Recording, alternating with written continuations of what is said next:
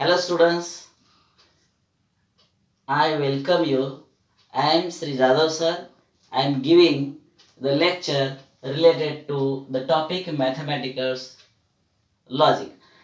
Up to this step we have already seen what is meant by logic, what is meant by sentence, what is meant by statement, how to find truth values of the statements, and what other types, that is atomic statements, open sentence. Now some statements are connected by the words or phrases, and such type of combination of this statement are in a compound statements. Okay, so there are 5 types of compound statements. Now here I am writing here compound statement. Compound statement.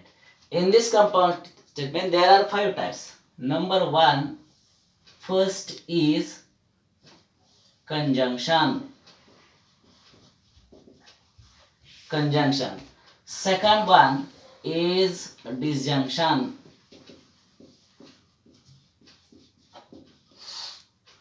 Third is the implication. Third is implication. Fourth type is double implication. Double implication. And final is a negation. Now let's see one by one. Now what is conjunction? आता conjunction म्हणजे काय जरा बघा. Two statements joined by the word and. जर दोन statement and न जोडली असेल तर त्याला कंजंक्शन असं म्हणतात. जर म्हणजे फॉर एक्झाम्पल एखादं काहीतरी स्टेटमेंट असेल, इथं and न जोडलं असेल, पुन्हा एखादं स्टेटमेंट असेल, तर असं ह्या प्रकारचं असं त्याला कंजंक्शन असं म्हणतात. आता आपण डिसजंक्शनचा विचार करा. एखादं काहीतरी स्टेटमेंट असेल, इथं ऑर न जोडलं असेल, अजून एखादं काही स्टेटमेंट असेल, असे अनेक स्टेटमेंट असतात. हे कंपाऊंड झालं, कॉम्बिनेशन ऑफ टू स्टेटमेंट, याला म्हणतात डिसजंक्शन.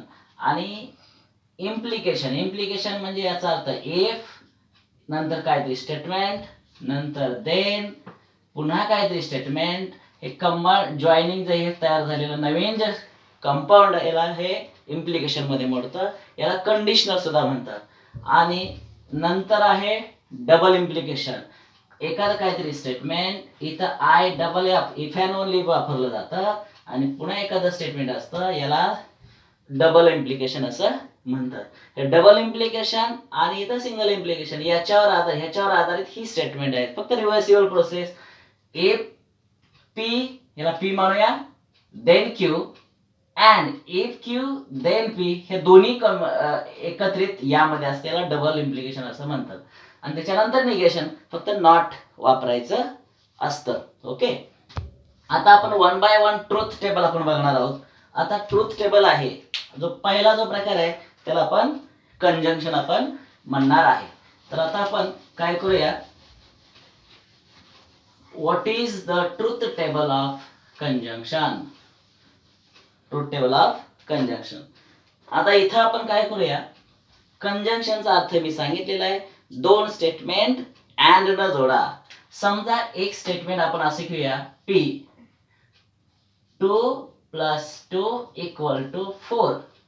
2 + 2 = 4. आणि इथं क्यू घेऊया, 10 × 1 = पुन्हा 10च घेऊया. अशा रीतीनं हे दोन स्टेटमेंट इथं आहेत. आता इथं काय लिहितोय आपण, कंजंक्शन. कंजंक्शन म्हणजे ती दिलेली वाक्य आपण अँड न जोडायची आहेत. म्हणजे बघा, 2 + 2 = 4 and 10 × 1 = 10. आता हे जे आहे याला पी असं मानलं जातं. मागच्या वेळेस सांगितलंय, हे अँड हे सिम्बॉल यानं दर्शवलं जातं, याला म्हणतात लॉजिकल कनेक्टिव्ह. आणि हे जे आहे 10 × 1 10, याला क्यू असं म्हणा. आणि अशा रीतीने हे जे प्रकार आहे पी अँड क्यू, याला म्हटलं जातं कंजंक्शन. आता याचं ट्रूथ टेबल बनवताना काय विचार करायला पाहिजे बघा. पहिलं जे स्टेटमेंट आहे याला आपण P मानलंय, दुसरं जे स्टेटमेंट आहे याला आपण Q मानलेलं आहे. त्याचं ट्रूथ टेबल बघा. P इथं लिहूया, इथं Q लिहूया आणि P अँड विथ Q. आपल्याला इथं अशा व्हर्टिकल लाईन ओढूया आणि इथं आपल्याला एकूण 4 आडव्या रो बनवायचे. 4च का? कारण इथं 2 स्टेटमेंट आहेत. कुठली कुठली स्टेटमेंट आहेत? 2 + 2 = 4 हे एक स्टेटमेंट आणि 10 × 1 = 10 हे दुसरं स्टेटमेंट. एकूण स्टेटमेंटची संख्या 2 आहे. त्यामुळं 2n हा फॉर्म्युला वापरा. म्हणजे 2 2 का? कारण ही 2 वेगळी अक्षर आहेत म्हणून. उत्तर किती आलं? 4. हे कशाचा फॉर्म्युला आहे? हे नंबर ऑफ रोज. रोज म्हणजे आडव्या प्रकारच्या ह्या रो आहेत, त्या किती असायला पाहिजेत तर या फॉर्म्युलानं डिसाइड करायचं. पण what is by row? Row म्हणजे काय? तर ह्या पॉसिबिलिटी आहेत. कुठलीही 2 स्टेटमेंट आपण घेतली म्हणजे P आणि Q, त्यात कुठली शक्यता? आता बघा, पहिलं वाक्य ट्रू, इथं दिसतंय 2 आणि 2 4, हे ट्रू आहे. यस, म्हणून आपण P च्या खाली ट्रू म्हणूया. दुसरं आहे 10 × 1 10, 10 × 10 सगळ्यांना माहिती आहे, त्याची ट्रूथ व्हॅल्यू T. म्हणजे पहिलं स्टेटमेंट ट्रू आहे, दुसरं स्टेटमेंट ट्रू आहे आणि they are joined by the word and, याला कंजंक्शन म्हणतोय. याची ट्रूथ व्हॅल्यू आपण T मानलेली आहे. अँड लिहिलंय, अँड इज कंपल्सरी. आणि आता बघा, ही जी आता 4 कॉलम करायचं कारण बघा, आता अक्षर किती आहेत? 2. ती 2 वाक्य, एक तर दोन्ही ट्रू असू शकतात, पहिली शक्यता. दुसरी शक्यता, पहिलं ट्रू दुसरं फॉल्स, पहिलं ट्रू दुसरं फॉल्स, ही एक शक्यता. तिसरी शक्यता, पहिलं फॉल्स पण नंतरचं ट्रू. आणि चौथी शक्यता, दोन्हीही फॉल्स. आता विचार करा बरं, हे स्टेटमेंट आहे, हे स्टेटमेंट आहे, दोन्ही स्टेटमेंट ट्रू, पहिली पॉसिबिलिटी. दुसरी पॉसिबिलिटी, पहिलं ट्रू दुसरं फॉल्स, नंतर पहिलं फॉल्स दुसरं ट्रू आणि दोन्ही फॉल्स. आता मला सांगा, इथं फॉर्म्युला हे ठीक आहे, 4 आपण रो तयार केला, हे शॉर्टकट फॉर्म्युला आपण इथं वापरलेलं आहे. आता ह्याचं ट्रूथ टेबल बघा, इथं अँड वापरलंय, बोथ आर कंपल्सरी. पहिलं ट्रू पाहिजे, दुसरं ट्रू पाहिजे, उत्तर काय येणार आहे? ट्रूच येणार आहे. पण आता इथं बघा, पहिलं ट्रू आहे, दुसरं फॉल्स, याची ट्रूथ व्हॅल्यू F मानावी. पहिलं फॉल्स, दुसरं T आहे, याचं सुद्धा F माना आणि शेवटच्याचं सुद्धा F. आता मी काय करतो तुम्हाला लक्षात राहण्यासाठी, हे मी इथं स्टार मार्क करणार आहे आणि या स्टार मार्कचा असा अर्थ आहे, जर कंजंक्शन मध्ये 2 अक्षरामध्ये अँड जर असेल, पहिलं T दुसरं T रिझल्ट T, थोडक्यात T and T result is T, otherwise F. इथं मी तो लिहितो, अदरवाइज F. एवढंच तुम्ही लक्षात ठेवायचं आहे. बाकीच्या कंडिशन मध्ये हे फॉल्स असणार आहे. आता का फॉल्स असणार आहे जरा बघा. आता दुसरा कॉलम चेक करा, पहिलं काय दिलंय? T दिलंय, दुसरं काय दिलंय? F. आपण काय करूया, दुसऱ्या ह्याच्याशिवाय आधारित बघा, 2 + 2 = 4, म्हणजे इथं T झालं, इथं लिहिलं F. 10 × 1, इथं आता मी 100 लिहितो. आता माहित आहे आपल्याला 10 × 1 कधी 100 असतं का? नाही, पण इथं लिहिलंय, हे फॉल्स आहे म्हणजे इथं आलं. आता आपण काय करतोय, लॉजिकल कनेक्टिव्ह याला म्हणूया P अँड Q.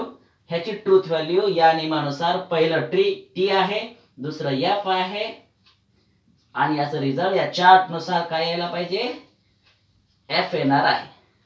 तिसरी शक्यता, पहिलं पॉसिबिलिटी F आहे, आपण 2 × 2 घेऊया, 22. बघा 2 आणि 2 4 येतं, मी मुद्दाम 22 लिहिलं की जेणेकरून हे स्टेटमेंट फॉल्स व्हायला पाहिजे म्हणून इथे F लिहिलंय.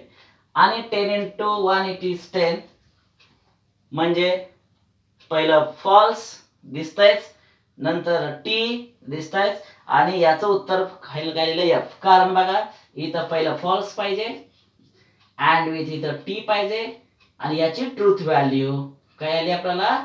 इथं F येणार आहे, इथं म्हणून F लिहिलेलं आहे. आता तिसऱ्या ह्याच्यावर आधारित पहिलं फॉल्स घेऊया, ह्याचं होतं हे पहिलं फॉल्सच आहे, इथं अँड इथं काहीतरी 100 घ्या. पहिलंही फॉल्स आहे, दुसरंही फॉल्स आहे, इथंही फॉल्स आहे, इथंही फॉल्स. दोन्ही ज्यावेळेस वाक्य फॉल्स असतात त्या टोटल रिझल्ट फॉल्स असतो म्हणून इथं लिहिलेलं आहे. आता परीक्षेला, बोर्ड परीक्षेला याच्यावर आधारित एक्झाम्पल असं कुठलेही वाक्य असं देतात या टाईपचं आणि विचारतात की find the truth value of this type of sentence. This type of sentence. मग याची सेंटेन्सची ट्रूथ व्हॅल्यू या चार्टच्या आधारे आपल्याला देता येऊ शकते. आता मी एक दुसरं एक्झाम्पल घेऊया की त्या एक्झाम्पलचं ट्रूथ व्हॅल्यू या चार्टच्या आधारे आपल्याला देता येईल. आता मी हे ट्रूथ टेबल बनवण्याचा अजून एक प्रकार सांगतो. समजा असा एक रोड दाखवला आणि रोडच्या इथे एक नदीवरचा एखादा काहीतरी पूल असेल, पुन्हा रोड दाखवला आणि नदीवरचा अजून एक पूल असेल, पुन्हा रोड पुढे सरकला. आता विचार करा, जी येणारी जी वाहनं असतील ती वाहनं समजा या पोझिशनला असतील. आता ही वाहनं ज्यावेळेस हा पूल पार करून पुढे जातील, बघा या वाहनानं हा पूल पार केला असेल, केला ना, या सिटीचा ट्रूथ व्हॅल्यू टी म्हणून इथं टी लिहिलेला आहे. पुन्हा इथं गेल्यानंतर त्या वाहनाला इथं दुसरा पूल लागणार आहे नदीवरचा. त्यामुळं समजा इथूनही जो पूल चांगल्या स्थितीत असला, ते वाहन पुढे जात असेल तर ट्रूथ व्हॅल्यू टी. विचार करा, पहिलं टी आहेच, पूल चांगल्या कंडिशन मध्ये आहे. दुसरं टी इथं आहेच, रिझल्ट काय टी. अशा रीतीने हे वाहन जे इथं होतं पुढे जाण्यास काही अडथळा येणार नाही. आणि अशा रीतीने पहिलं टी, ट्रूथ व्हॅल्यू टी, दुसरं टी, रिझल्ट इज टी. या छोट्याशा एक्झाम्पलच्या आधारे आपल्याला लक्षात येईल. दुसरं एक्झाम्पल बघा, दुसरा चार्ट. पहिलं टी, समजा हे पूल चांगल्या कंडिशन मध्ये आहे, ट्रूथ व्हॅल्यू टी. परंतु हे जे वाहन आहे इथं गेल्यानंतर हे समजा अडथळा निर्माण झाला असेल, अडथळा निर्माण झाला म्हणजे तिथून पुढे वाहन जाऊ शकत नाही पुलावरून, ट्रूथ व्हॅल्यू एफ. म्हणजे आपण इथेच अडकून पडणार आहे, वाहन पुढे जाणारच नाही, त्यामुळे ट्रूथ व्हॅल्यू एफ असणार आहे. म्हणजेच थोडक्यात काय, इथं टी, इथं अँड म्हणजे सरळ सिरीज अरेंजमेंट आहे, इथं एफ, याचं उत्तर आलेलं आहे एफ. रिझल्ट फॉल्स असणार आहे. हे दुसरा कॉलम आपल्याला आडवी रोज सांगत असते. आता तिसरं बघा, तिसरं काय झालं, पहिल्यांदा एफ. समजा याच ठिकाणी फॉल्ट तयार झाला, या पुलाच्या ठिकाणी वाहन इथंच थांबलं. पुढचा पूल कितीही चांगल्या कंडिशन मध्ये असला, इथं वाहन पुढे जाऊ शकत नाही, ट्रूथ व्हॅल्यू एफ. इथं पूल चांगल्या कंडिशन मध्ये आहे, इट इज अ टी. आणि इथंच इथं अडथळा असल्यामुळं हे वाहन पलीकडे जाऊ शकत नाही. याचा अर्थ असा, आपण असं म्हणूया, इथं F and T, result is काय असणार आहे, इथं एफ असणार आहे. हे हा आडवी सांगते. आता शेवटचं बघा, पहिलं एफ आहे, दुसरं सुद्धा एफच आहे, रिझल्ट इज एफ. म्हणजे आता पुन्हा हा एक पूल डॅमेज झालाय असं समजा, हा डॅमेज आहे, इथं एफ आहे, हा सुद्धा डॅमेज आहे, इथं एफ मानूया. आणि वाहन आहे त्याच ठिकाणी, आपली उद्देश काय, इथून इकडे जायचं होतं, नाही जाऊ शकत, त्यामुळं F and F, result is F. हे छोटस व्यवहारातलं एक्झाम्पल घेतलंय की जेणेकरून कंजंक्शन म्हणजे अँड, या पुलाच्या पुढं अँड दुसरी possibility, it is a series arrangement. अशा वेळेस आपल्याला हा चार्ट लक्षात ठेवणं सोपं आहे. ह्याच्यापेक्षा सिंपल वे, हा चार्टच्या आधारे फक्त असं लक्षात ठेवूया, T and T, result is T. बघा, T and T, result is T. आणि बाकी सगळ्यासाठी फॉल्स. ही जे कंडिशन दिसत आहेत या सगळीकडे शेवटचे कॉलम तपासून बघा, सगळीकडं फॉल्स आहे. अशा रीतीनं हे ट्रूथ टेबल आपण बघितलेलं आहे. आता ह्या ट्रूथ टेबलच्या आधारे बोर्डला किंवा सीईटी साठी निश्चितच एक्झाम्पल्स असतात. Find the truth value of compound statement. त्यातल्या पहिला प्रकार जो आहे कंजंक्शनची ट्रूथ व्हॅल्यू कशी शोधावी ते. आता मी हे तुम्हाला समजण्यासाठी एक्झाम्पल दिलं. तुम्हाला याच्यावरती अगदी बेस्ट कमांड मिळवायची असेल तर तुम्ही काय करा, कोणतंही वाक्य घ्या, इथं तुम्ही क्यू कोणतंही वाक्य घ्या आणि सिम्बॉलिक फॉर्म तो असणार आहे पी अँड क्यू. आपण पी अँड क्यू चा वापर करतोय कारण कंजंक्शन हे अँड न दर्शवलं जातं आणि ह्याची ट्रूथ व्हॅल्यू या पद्धतीने शोधायची आहे. तुम्ही पी च्या जागेवर कुठलंही स्टेटमेंट घ्या, क्यू च्या जागेवर कुठलंही स्टेटमेंट घ्या, कारण स्टेटमेंट शब्द वापरते ते ट्रू असणार आहे नाहीतर फॉल्स. म्हणजे ह्या चारच शक्यता असणार आहे आणि ह्याच्याच आधारे तुम्हाला उत्तर काढता येतील. पुढच्या लेक्चरच्या मध्ये आपण काय बघणार आहोत की कंजंक्शनचा पुढचा प्रकार आहे डिसजंक्शन. त्या डिसजंक्शन म्हणजे काय, त्याचं ट्रूथ टेबल काय कसं तयार केलं जातं आणि त्याच्यावर आधारित एक्झाम्पल्स कशी सोडवायची हे आपण नंतरच्या लेक्चरला बघणार आहोत.